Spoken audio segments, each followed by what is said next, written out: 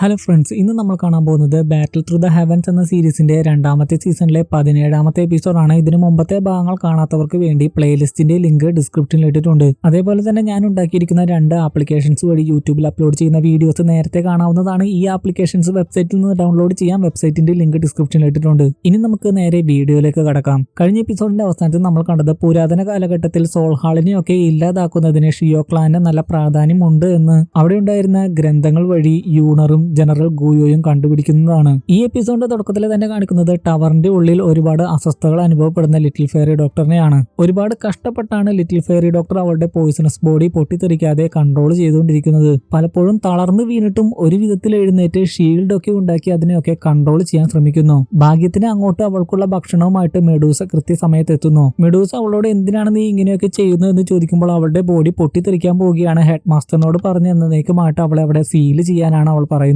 ഒരുപാട് വിഷമത്തോടെയാണ് little fairy doctor അതൊക്കെ പറയുന്നത്. അതുകൊണ്ട് തന്നെ അതെല്ലാം കേൾക്കുന്ന മെഡൂസയ്ക്കും ഒരുപാട് വിഷമമാകുന്നു. ഈ സീരീസിലൊക്കെ മെഡൂസയെ അല്പം ദയുള്ള ഒരു ക്യാരക്ടറായിട്ടൊക്കെയാണ് കാണിച്ചിരിക്കുന്നത്. ആനിമേഷനിലൊക്കെ ശരിക്കും ഒരു റൂത്ത്ലെസ് ആയിട്ടുള്ള ഒരു രാജ്ഞിയായിട്ടാണ് മെഡൂസയെ ചിത്രീകരിക്കുന്നത്. എങ്കിലും അതിലും ഒരു ഈവിൾ ക്യാരക്ടർ അല്ല. ഇവിടെ നോക്കുകയാണെങ്കിൽ മെഡൂസ വേറെ നിവർത്തിയില്ലാതെ ലിറ്റിൽ ഫെയറി ഡോക്ടർ പറഞ്ഞതുപോലെ തന്നെ ചെയ്യുന്നു. മാസ്റ്റേഴ്സിന്റെ സഹായത്തോടെ ലിറ്റിൽ ഫെയറി ഡോക്ടറിനെ ടവറിന്റെ ഉള്ളിൽ തന്നെ സീൽ ചെയ്യാൻ പോവുകയാണ്. അതൊക്കെ കണ്ടു കഴിയുമ്പോൾ ഹൂജിയക്കൊക്കെ ഒരുപാട് വിഷമമാകുന്നുണ്ട്. മെഡൂസയെ നോക്കിയായിരുന്നു ഒരുപാട് വിഷമത്തോടെ ഹൂജിയ കരഞ്ഞുകൊണ്ടിരുന്നത്. പക്ഷെ ഇവിടെ മെഡൂസയ്ക്കും ഒന്നും ചെയ്യാനാകില്ലല്ലോ. അതുകൊണ്ട് തന്നെ മെഡൂസയും കൈ ഒഴിയുന്നു.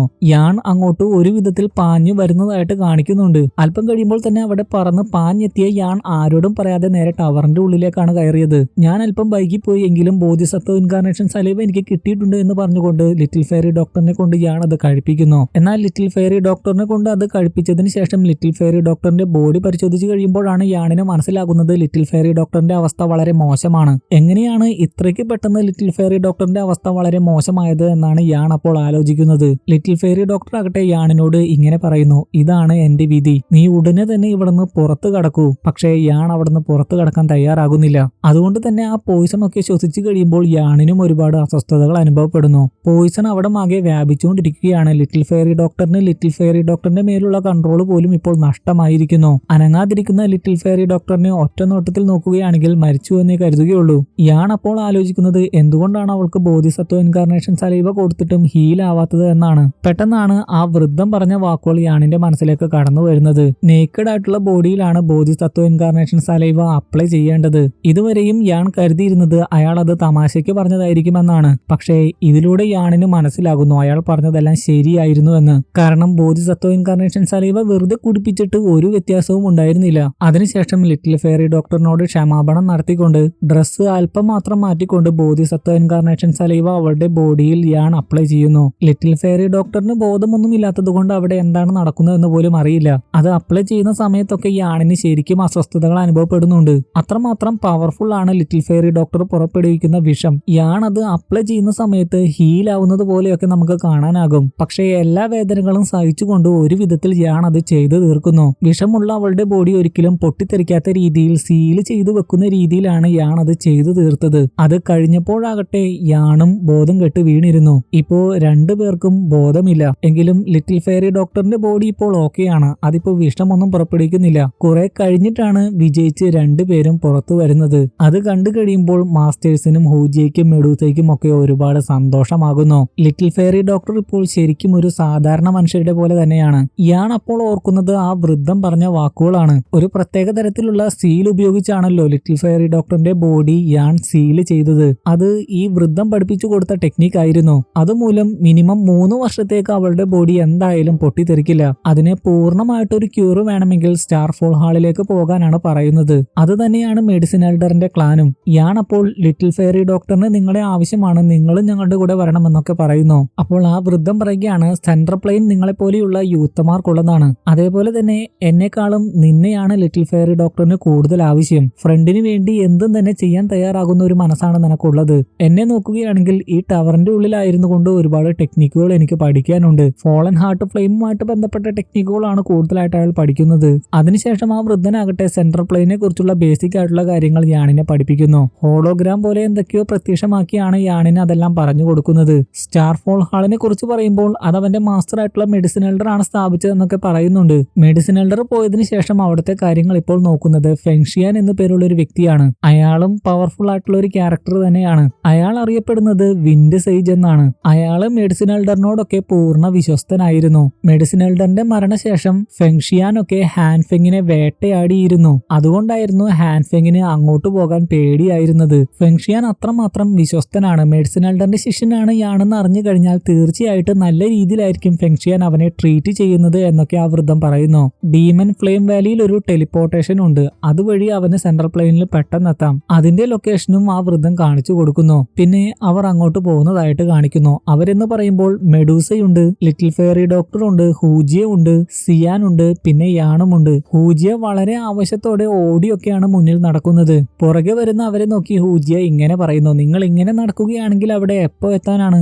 യാൺ അപ്പോൾ ചോദിക്കുകയാണ്, നീ വേഗത്തിൽ നടക്കുന്നുണ്ടല്ലോ, നിനക്ക് അങ്ങോട്ടുള്ള വഴിയൊക്കെ കൃത്യമായിട്ട് അറിയാമോ? ഹൂജിയ പറയുകയാണ്, എനിക്കും എന്റെ ഗ്രാൻഡ് ഫാദറിനുമാണ് കൃത്യമായിട്ടുള്ള വഴി അറിയാവുന്നത്. എനിക്ക് 1 വയസ്സുള്ളപ്പോൾ ഞാൻ പോയതല്ലേ. 1 വയസ്സുള്ളപ്പോൾ എന്ന് കേട്ട് കഴിഞ്ഞപ്പോൾ അവരുടെ മുഖഭാവം ഒന്ന് കാണേണ്ടതായിരുന്നു. അതിനുശേഷം പോകാനുള്ള ഡയറക്ഷൻ സംശയത്തോടെ പല ഭാഗങ്ങളിലേക്ക് ഹൂജിയ ചൂണ്ടിക്കാണിക്കുന്നുണ്ട്. അതൊക്കെ കണ്ടു കഴിയുമ്പോൾ മെഡൂസ ശരിക്കും സീരിയസ് ആകുന്നു. അവളെ അറ്റാക്ക് ചെയ്യാനൊക്കെ പോകുന്നു. യാണും ലിറ്റിൽ ഫെയറി ഡോക്ടറും ഒക്കെ ചേർന്നാണ് മെഡൂസയെ തടയുന്നത്. ഹൂജിയ ആകട്ടെ അതെല്ലാം കണ്ട് ഉച്ചത്തിൽ അലമുറയിട്ട് കരയുന്നു. എങ്കിലും അവസാനം ഒരു വിധത്തിൽ അവരവിടെ എത്തുന്നതായിട്ട് കാണിക്കുന്നുണ്ട്. അവിടെ വെച്ച് സിയാൻ യാണിന് ഡ്രാഗൺ ക്ലാനിന്റെ റെയിനിങ് ബെല്ല് സമ്മാനമായിട്ട് കൊടുക്കുന്നു. അവർ പിരിയാൻ പോവുകയാണെന്ന് പറഞ്ഞാണ് ആ സമ്മാനം കൊടുത്തത്. യാൺ അപ്പോൾ ചോദിക്കുകയാണ്, അല്ല നമ്മൾ ഒരുമിച്ചല്ലേ പോകുന്നത്? സിയാൻ പറയുകയാണ്, ഇല്ല, നമ്മൾ സെൻട്രൽ പ്ലെയിനിലേക്കാണ് പോകുന്നതെങ്കിലും വ്യത്യസ്ത ഡയറക്ഷൻ വഴിയായിരിക്കും പോവുക.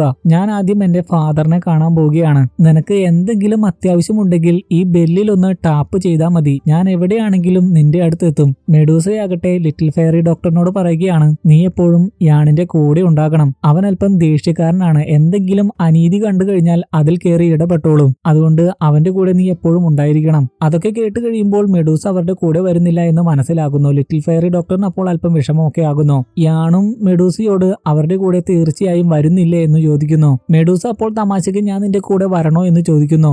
യാൺ അതിന് മറുപടി പറയും മുമ്പേ മെഡൂസ തുടർന്ന് പറയുകയാണ്, എന്റെ ക്ലാനിലുള്ള ഒരുപാട് ആളുകളെ മെർസനറി ഗ്രൂപ്പ് തട്ടിക്കൊണ്ടുപോയതാണ്. ഹാൻഫെങ് അതിലെ ഒരാൾ മാത്രമാണ്. ഇപ്പോഴും ആ കാര്യങ്ങൾ പൂർണ്ണമായിട്ടും സോൾവ് ചെയ്തിട്ടില്ല. അതുമായി ബന്ധപ്പെട്ട എല്ലാ കാര്യങ്ങളും കണ്ടുപിടിച്ച് എല്ലാം ഇന്ന് അവസാനിപ്പിക്കണം. യാൺ പറയുകയാണ്, നിന്റെ ശക്തിയൊക്കെ വെച്ച് നോക്കുമ്പോൾ മെർസനറി ഗ്രൂപ്പ് ഒന്നുമല്ല. അതിനുശേഷം ബോധിസത്വ ഇൻകാർണേഷൻ സലൈവ ഉപയോഗിച്ച് യാൺ ഉണ്ടാക്കിയ പില്ലൊക്കെ മെഡൂസയ്ക്ക് കൊടുക്കുന്നു. അതുപയോഗിച്ച് ചില പില്ലുകൾ ഉണ്ടാക്കി കൊടുക്കാമെന്ന് മെഡൂസയ്ക്ക് വാക്ക് കൊടുത്തിരുന്നു. തൽക്കാലത്തേക്ക് കുറച്ചേ ഉണ്ടാക്കാൻ സാധിച്ചുള്ളൂ, ബാക്കി പിന്നെ ഉണ്ടാക്കി തരാമെന്ന് യാൺ പറയുമ്പോൾ യാണിന്റെ തലക്കടിച്ചുകൊണ്ട് മെഡൂസ പറയുകയാണ്, ഞാനുമായിട്ടുള്ള കോൺട്രാക്ട് പെട്ടെന്ന് അവസാനിപ്പിക്കാൻ ശ്രമിക്കുകയാണോ? യാൺ അപ്പോൾ ചിരിച്ചുകൊണ്ട് അങ്ങനെയൊന്നും ഇല്ല എന്ന് പറയുമ്പോൾ മെഡൂസ യാണിന്റെ കൈക്കൊരു കടി കൊടുക്കുന്നു. യാൺ അപ്പോൾ ശരിക്കും വേദനയാൽ പുളയുന്നുണ്ട്. മെഡൂസയാകട്ടെ അതിനുശേഷം തുടർന്ന് പറയുകയാണ്, ഇത് സ്നേക്ക് ബൈറ്റ് മാർക്കാണ്.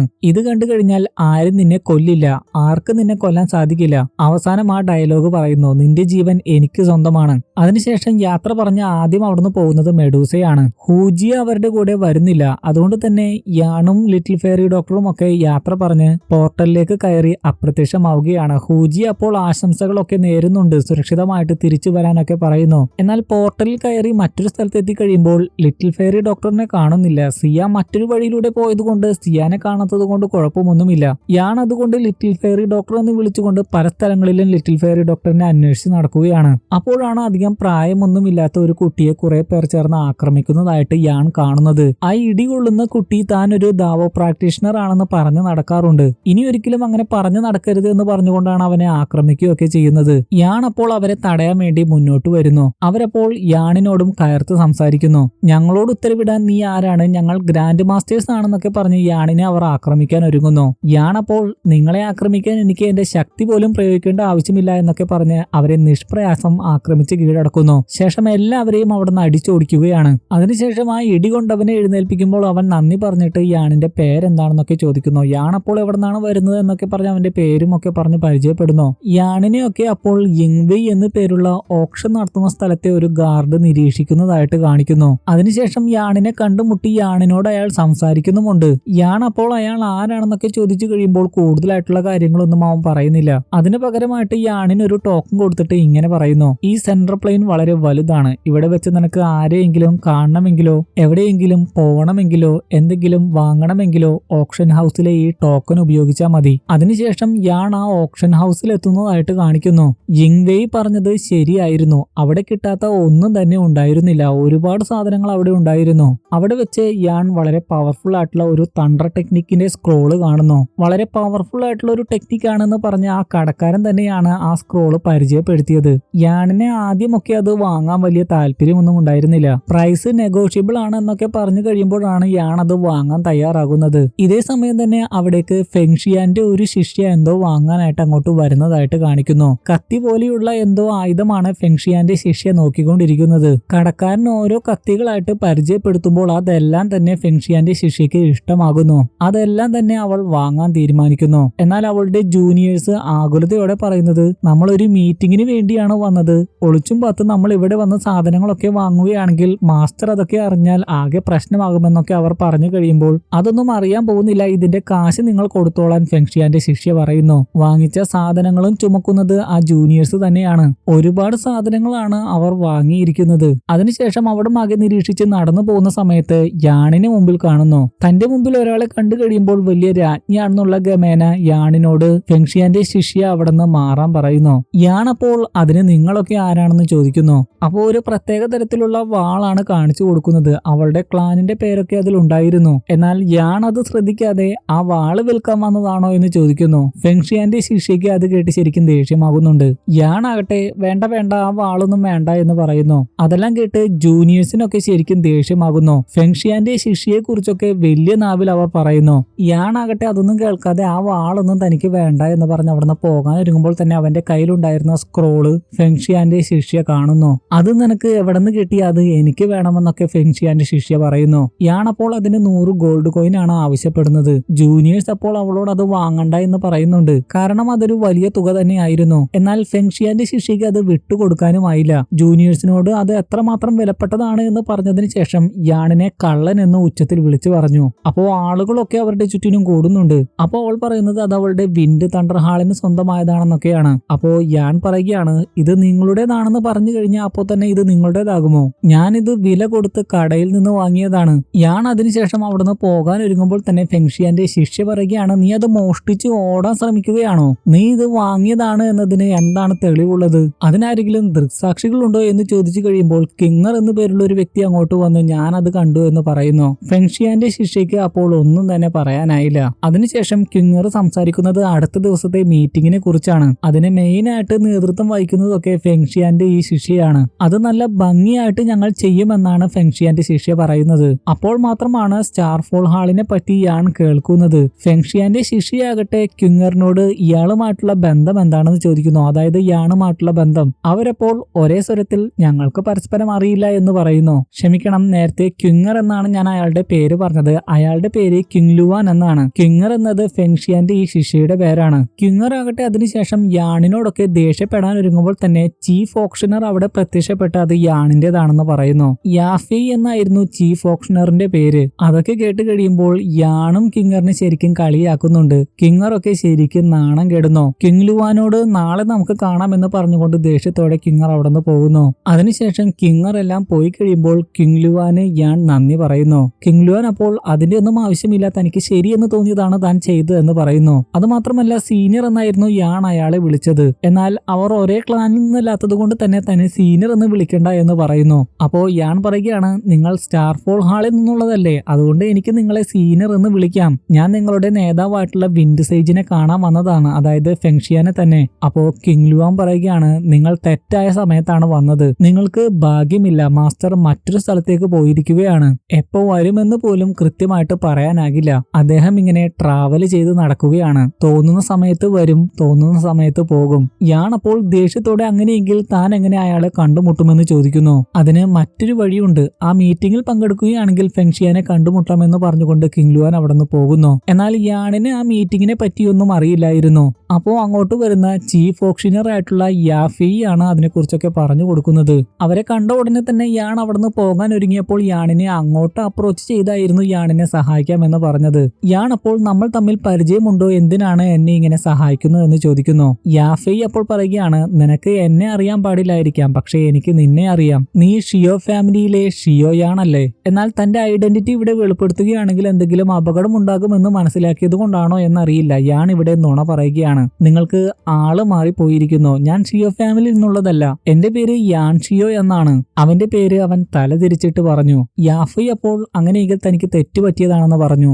യാൻ അപ്പോൾ നേരത്തെ തന്നെ സഹായിക്കാം എന്ന് പറഞ്ഞതല്ലേ, എങ്ങനെയാണ് തന്നെ സഹായിക്കാൻ പോകുന്നത് എന്ന് ചോദിക്കുന്നു. യാഫൈ അപ്പോൾ പറയുകയാണ്, നിന്റെ പേര് ഷിയോയാണെന്നല്ലോ, അപ്പൊ പിന്നെ സഹായിക്കേണ്ട ആവശ്യമില്ല. എന്തൊക്കെ വന്നാലും നീ വൂത്താൻ സിറ്റി എന്നുള്ളതാണല്ലോ, അതുകൊണ്ട് തന്നെ നമ്മൾ തമ്മിൽ ഒരു കണക്ഷൻ ഉണ്ട്. അതിനാൽ നിന്നെ ഞാനൊരു അതിഥിയായിട്ട് കണ്ടുകൊണ്ട് നിനക്ക് ഇവിടെ ഒരു റൂം തരാം. അങ്ങനെ യാണിന് ഒരു റൂം കൊടുത്തുകൊണ്ട് യാഫൈ അവിടെ നിന്ന് പോകുന്നു. മുറിയിൽ വെച്ച് യാൺ ആലോചിക്കുന്നത് അവന്റെ കയ്യിലുള്ള സ്ക്രോളിനെ പറ്റിയാണ്. അതൊരു തണ്ടർ ടെക്നിക് ആയിരുന്നല്ലോ. അത് വളരെ പവർഫുൾ ആയിട്ടുള്ള ഒരു തണ്ടർ ടെക്നിക് ആണെന്ന് ഞാൻ നേരത്തെ പറഞ്ഞതാണ്. യാൺ ഇപ്പോൾ ആലോചിക്കുന്നത് എന്തുകൊണ്ടായിരിക്കും ക്യുങ്ങർ അത് വേണമെന്ന് പറഞ്ഞ് വാശി പിടിച്ചതെന്നാണ്. അത് മനസ്സിലാക്കുന്നതിന് വേണ്ടി യാൺ അത് പഠിക്കാൻ ഒരുങ്ങുന്നു. എന്നാൽ അത് തുറക്കുമ്പോൾ തന്നെ ശക്തമായിട്ടുള്ള ഇടിമിന്നലിന്റെ ആഘാതം ഉണ്ടാവുകയാണ്. അത് അത്രമാത്രം പവർഫുൾ ആണ്. അതിനുശേഷം മോതിരത്തിന്റെ ഉള്ളിൽ വെച്ച് അത് പ്രാക്ടീസ് ചെയ്യുമ്പോൾ അത് എത്രമാത്രം പവർഫുൾ ആണെന്ന് യാണിന് മനസ്സിലാകുന്നു. അതിന് 3 ലെവലുകൾ ഉണ്ടായിരുന്നു. അതിൽ ഒരു ലെവലിൽ എത്തിക്കഴിഞ്ഞു കഴിഞ്ഞാൽ ഇല്യൂഷണറി ആയിട്ടുള്ള മറ്റൊരു ബോഡി ഉണ്ടാക്കാനാകും. യഥാർത്ഥ ബോഡി നശിക്കാതിരിക്കുന്നിടത്തോളം കാലം ഇല്യൂഷണറി ബോഡിയും നശിയില്ല. പക്ഷെ അതിനനുസരിച്ച് അവന്റെ കൾട്ടിവേഷൻ ലെവലും വർദ്ധിച്ചിരിക്കണം. പക്ഷേ ഒരുപാട് പ്രാക്ടീസ് ചെയ്ത് യാൺ കുറച്ചൊക്കെ അത് പഠിച്ചെടുക്കുന്നുണ്ട്. അവന്റെ തന്നെ മറ്റൊരു ഇല്യൂഷൻ ബോഡി ക്രിയേറ്റ് ചെയ്യാനാകുന്നു. അതുമാത്രമല്ല തണ്ടർ ക്രിയേറ്റ് ചെയ്ത് അറ്റാക്ക് ചെയ്യാനും ഒക്കെ സാധിക്കുന്നുമുണ്ട്. പിന്നെ കാണിക്കുന്നത് ആ മീറ്റിംഗ് ഒക്കെ നടക്കുന്ന സ്ഥലമാണ്. മീറ്റിംഗ് എന്ന് പറഞ്ഞപ്പോൾ സാധാരണ മീറ്റിംഗ് എന്നായിരിക്കുമെന്നാണ് ഞാൻ കരുതിയത്. പക്ഷെ അവിടെ മത്സരങ്ങളാണ് നടക്കുന്നത്. അത് മാത്രമല്ല ഇത്രയും നേരം ക്യുങ്ങറിനെ ഫെങ്ഷിയാന്റെ ശിഷ്യ എന്നാണ് ഞാൻ പറഞ്ഞിരുന്നത്. ഫെങ്ഷിയാനെ വിൻഡ് സേജ് എന്ന് വിശേഷിപ്പിച്ചത് കൊണ്ടാണ് ഞാൻ അങ്ങനെ പറഞ്ഞത്. എന്നാൽ വിൻഡ് തണ്ടർഹാൾ എന്ന പേരിൽ മറ്റൊരു സെക്ട് തന്നെ ഉണ്ട് എന്ന് പിന്നെയാണ് എനിക്ക് മനസ്സിലായത്. ആനിമേഷനിൽ ഫെങ്ഷിയാന് ഒരു ശിഷ്യയുണ്ട്. അതായിരിക്കും ഈ ക്യാരക്ടർ എന്നാണ് ഞാൻ ആദ്യം കരുതിയത്. അതുകൊണ്ടാണ് ഞാൻ അങ്ങനെ പറഞ്ഞത്. പക്ഷേ യഥാർത്ഥത്തിൽ ഇത് ഫെങ്ഷിയാന്റെ ശിഷ്യയല്ല, മറിച്ച് വിൻഡ് തണ്ടർഹാളിലെ മറ്റൊരു ശിഷ്യയാണ്. ആനിമേഷനിലും ഇതേപോലെ സമാനമായിട്ടുള്ള പവർഫുൾ ആയിട്ടുള്ള ഒരു ക്യാരക്ടർ ഉണ്ട്. വിൻഡ് തണ്ടർഹാളിന്റെ മാസ്റ്റർ ക്യുങ്ങറിന് വിജയിക്കാനുള്ള കുറെ ടെക്നിക്കുകളൊക്കെ പറഞ്ഞു കൊടുക്കുന്നു. നേരത്തെ നമ്മൾ കിങ് ലുവാനെ കണ്ടിരുന്നല്ലോ. കിങ് ലുവാൻ സ്റ്റാർഫോൾ ഹാളിന്റെ ഫസ്റ്റ് ശിഷ്യനാണ്. അവനാണ് ഫെങ്ഷിയാന്റെ ശിഷ്യനായിട്ട് വരുന്നത്. മെഡിസിൻ എൽഡറിന്റെ ക്ലാൻ ആണല്ലോ സ്റ്റാർഫോൾ ഹാള്. അതുകൊണ്ട് തന്നെ ക്യുങ്ങറിന്റെ മാസ്റ്റർ കിങ് ലുവാനെ എങ്ങനെ നേരിടാമെന്നും പറഞ്ഞു കൊടുക്കുന്നുണ്ട്. കിങ് ലുവാൻ വളരെ ടഫ് ആയിട്ടുള്ള ക്യാരക്ടറിന് ഉടമയാണല്ലോ. അതുകൊണ്ട് അവനെ എങ്ങനെ നേരിടാം എന്നൊക്കെ സ്വകാര്യമായിട്ട് പറഞ്ഞു കൊടുക്കുന്നു. ആദ്യമേ തന്നെ മറ്റുള്ളവരെയൊക്കെയാണ് ക്യുങ്ങർ നേരിടുന്നത്. ഫൈറ്റ് ആരംഭിച്ചു കഴിയുമ്പോൾ തന്നെ നിഷ്പ്രയാസമായിരുന്നു ക്യുങ്ങർ എല്ലാവരെയും ഇടിച്ചു തോൽപ്പിച്ചത്. അത് കണ്ട് എല്ലാവരും ഞെട്ടുന്നു. വിൻഡ് തണ്ടർഹാളിൽ ഇങ്ങനെ ഒരു ശിഷ്യയുണ്ട് എന്ന് വിശ്വസിക്കാനാകുന്നില്ല എന്നൊക്കെ പറഞ്ഞ് അവർ അത്ഭുതപ്പെടുന്നു. അവസാനം എല്ലാവരെയും തോൽപ്പിച്ചു കഴിയുമ്പോൾ ക്യുങ്ങർ ഇനി ആരുമില്ലേ എന്ന് ചോദിക്കുന്നു. അപ്പോ കിങ് ലുവാനാണ് മുന്നോട്ട് വരുന്നത്. അത് കണ്ട് വിൻഡ് തണ്ടർഹാളിന്റെ നേതാവ് പറയുകയാണ്, ഒരു നല്ലൊരു ദിവസമായിട്ട് സ്റ്റാർഫോൾ ഹാളിന്റെ മാസ്റ്റർ ആയിട്ടുള്ള ഫെങ്ഷിയാൻ എന്താണ് ഇവിടെ വരാത്തത്? വളരെ റെയർ ആയിട്ട് മാത്രമേ നമ്മൾ ഇങ്ങനെ ഒത്തുകൂടാറുള്ളൂ. എല്ലാവരും ഇവിടെ വന്നിട്ടുണ്ട്, ഫെങ്ഷിയാൻ മാത്രം വന്നിട്ടില്ല. കിങ് ലുവാനോടും എല്ലാവരോടും എന്ന പോലെയാണ് അയാൾ ഇതൊക്കെ പറയുന്നത്. ഞാൻ പറഞ്ഞ ഇക്കാര്യങ്ങളൊക്കെ നിന്റെ മാസ്റ്ററിനെ കാണുമ്പോൾ നീ പറയണമെന്നൊക്കെ അയാൾ പറയുന്നു. അപ്പോ കിങ് ലുവാൻ പറയുന്നത്, നിങ്ങൾ തന്നെ അത് നേരിട്ട് പറഞ്ഞോളൂ, എന്റെ മാസ്റ്റർ ഇന്ന് വരുന്നുണ്ട് എന്നാണ്. വളരെ പൊളൈറ്റ് ആയിട്ട് തന്നെയാണ് കിങ് ലുവാൻ അതൊക്കെ പറഞ്ഞത്. അപ്പോ സന്തോഷത്തോടെ വിൻഡ് തണ്ടർഹാളിന്റെ നേതാവ് പറയുകയാണ്, കേട്ടില്ലേ, ഈ ഫൈറ്റ് കാണാൻ വേണ്ടി ഫെങ്ഷിയാനും വരുന്നുണ്ട്. ക്യുങ്ങറിനോട് പറയുകയാണ്, അതുകൊണ്ട് നീ നന്നായിട്ട് മത്സരിക്കണം. പ്രധാനപ്പെട്ട 4 ഹാളുകളാണ് ഇവിടെ ഒത്തുകൂടിയിരിക്കുന്നത്. ഇതിൽ വിജയിക്കുന്നത് ഏത് ഹാളാണോ ആ ഹാളായിരിക്കും ഇനി ഹാളുകളുടെ ഹെഡ് ആയിട്ടുള്ളത്. ക്യുങ്ങർ അപ്പോൾ മാസ്റ്ററിനെ നാണം കെടുത്തില്ല എന്ന് പറഞ്ഞുകൊണ്ട് ഫൈറ്റ് തുടങ്ങുന്നു. രണ്ടുപേരും നല്ല രീതിയിൽ തന്നെ ഫൈറ്റ് ചെയ്യുന്നുണ്ട്. എന്നാൽ കിങ് ലുവാനെ നേരിട്ട് തോൽപ്പിക്കാൻ സാധിക്കില്ല എന്ന് മനസ്സിലാക്കി കള്ളക്കൊതി എടുത്താണ് ക്യുങ്ങർ മത്സരത്തിൽ വിജയിക്കുന്നത്. അവളുടെ കയ്യിലുള്ള നീണ്ട തുണി പോലെയുള്ള സാധനം കൺട്രോൾ ചെയ്യാനാകാതെ അത് അവളെ തന്നെ അറ്റാക്ക് ചെയ്യുന്നു. കിങ് ലുവാൻ അവളെ അതിൽ നിന്ന് രക്ഷിക്കാൻ ശ്രമിക്കുന്ന സമയത്ത് ക്യുങ്ങർ ഒളിയാക്രമണം നടത്തുകയായിരുന്നു. അങ്ങനെയായിരുന്നു അവൾ അതിൽ വിജയിച്ചത്. ഇതെല്ലാം തന്നെ നേരത്തെ പ്ലാൻ ചെയ്തതായിരുന്നു. അവളുടെ ട്രിക്ക് ആയിരുന്നു. എന്നിട്ടും അഭിമാനത്തോടെയാണ് ആ വിജയത്തെ ഒക്കെ അവർ ആഘോഷിക്കുന്നത്. എന്നാൽ അപ്പോഴേക്കും ഞാൻ ഈ വിജയത്തിൽ സംതൃപ്തനല്ല എന്ന് പറഞ്ഞുകൊണ്ട് യാൺ അവിടെ എത്തുന്നു. അതുമാത്രമല്ല ക്യുങ്ങറിനെ യാൺ ചലഞ്ച് ചെയ്യുക പോലും ചെയ്യുന്നു. ക്യുങ്ങറിന്റെ മാസ്റ്റർ അപ്പോൾ നീ എവിടെ നിന്നാണെന്ന് ചോദിക്കുന്നു. ക്യുങ്ങർ അപ്പോൾ യാണിനെ കുറിച്ച് പറയാൻ വന്നതാണ്. പറയുന്നതാണ്. എന്നാൽ ഉടനെ തന്നെ യാൺ അവന്റെ പേര് പറഞ്ഞ് അവൻ സ്റ്റാർഫോൾ ഹാൾ എന്നുള്ളതാണെന്ന് പറയുന്നു. അത് കേട്ട് കിങ്ങറിന്റെ മാസ്റ്റർ പറയുകയാണ്, നിന്നെ എനിക്ക് അറിയില്ലല്ലോ. കിങ്ലുവാനോട് ഇവൻ നിങ്ങളുടെ ഹാളിൽ നിന്നുള്ളതാണോ എന്ന് ചോദിക്കുന്നു. യാൺ അപ്പോൾ പറയുകയാണ്, സ്റ്റാർഫോൾ ഹാളിന് ഒരുപാട് ശിഷ്യന്മാരുണ്ട്, അവരെ എല്ലാവരെയും നിങ്ങൾ അറിയണമെന്നില്ല. ഇനി എന്നോട് ഫൈറ്റ് ചെയ്തു കഴിഞ്ഞാൽ കിങ്ങർ തോൽക്കുമെന്ന് നിങ്ങൾ ഭയക്കുന്നുണ്ടെങ്കിൽ ഓക്കെ, നിങ്ങൾക്ക് മത്സരിക്കേണ്ട ആവശ്യമില്ല. അത് കേട്ട് കഴിയുമ്പോൾ നാണം കെടാതിരിക്കാൻ വേണ്ടി കിങ്ങർ ഞാൻ ഫൈറ്റ് ചെയ്യാമെന്ന് പറയുന്നു. കിങ്ങറിന്റെ മാസ്റ്റർ ആ വെല്ലുവിളിയൊക്കെ കേട്ട് കഴിഞ്ഞപ്പോൾ ശരിക്കും ഭയന്നിരുന്നു. കിങ്ങർ ആകട്ടെ അതിനുശേഷം പറയുകയാണ്, വെറുതെ ഫൈറ്റ് വെച്ചാൽ മാത്രം പോരാ, നമുക്ക് ബെറ്റ് വെക്കാം. നീ അതിൽ പരാജയപ്പെടുകയാണെങ്കിൽ നീ എന്റെ അടിമയാകണം. യാൺ അത് സമ്മതിക്കുന്നു. യാൺ പറയുകയാണ്, നീയാണ് അതിൽ പരാജയപ്പെടുന്നതെങ്കിൽ കിങ്ലുവാന്റെ മുമ്പിൽ നീ 3 പ്രാവശ്യം വണങ്ങണം. അത് മാത്രമല്ല, നിനക്ക് തെറ്റ് പറ്റിയെന്ന് നീ ആവർത്തിച്ച് പറയണം. അത് ഫണ്ണി ആയിട്ടുള്ള രീതിയിലൊക്കെയാണ് യാൺ പറയുന്നത്. അതിനുശേഷം ഫൈറ്റ് തുടങ്ങാൻ പോകുന്നതായിട്ട് കാണിക്കുന്നു. പക്ഷേ ഈ എപ്പിസോഡ് ഇവിടെ അവസാനിക്കുകയാണ്. ഇന്നത്തെ വീഡിയോ ഇഷ്ടപ്പെട്ടെങ്കിൽ തീർച്ചയായും ലൈക്ക് ചെയ്യാൻ മറക്കരുത്. അടുത്ത വീഡിയോയിൽ നമ്മൾ ഉടനെ തന്നെ കാണും. അതുവരെ ഗുഡ് ബൈ.